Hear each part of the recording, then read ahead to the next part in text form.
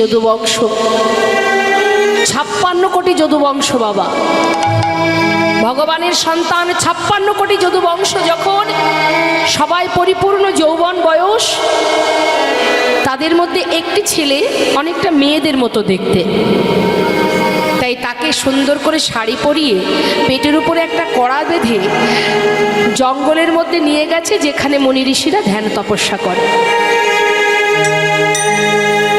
এক মুনির সম্মুখে নিয়ে গিয়ে বলছে, এই যে ও মুনি, মুনিবর, কঠিন সাধনা করছো তোমরা, যুগ যুগ ধরে বসে আছো, আজ তোমার কাছে যে মেয়েটাকে ধরে এনেছি একটু বলতে পারবে এর গর্ভে কে জন্ম নেবে? এই 56 কোটি যদুবংশ ধরাকে সরাজ্ঞান করত, গুরুজনকে সম্মান করত না, এতটাই উদ্ধত্ত ছিল তারা।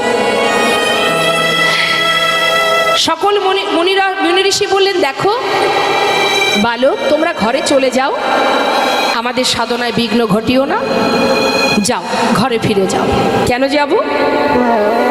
সাধনা করছো যুগ যুগ ধরে, ও বলতে পারবে না তাই না? এর গর্ভে কে আছে? কেমন সাধনা তোমাদের? বারবার তাকে আঘাত দিয়ে কথা বলতে শুরু করলো। তখন সেই মুনি বলে উঠলেন, তবে শোন বালক, এর গর্ভে যে জন্ম নেবে তাকে দিয়েই, তার হাত দিয়েই তোদের এই 56 কোটি যদুবংশ ধ্বংস হয়ে যায়। এই কথা শুনে তারা ঘরে ফিরে গেল। দেখতে দেখতে ওই যে কড়াটা পেটে বাঁধা ছিল বাবা, সেটাই ফাল হয়ে প্রসবিত হয়।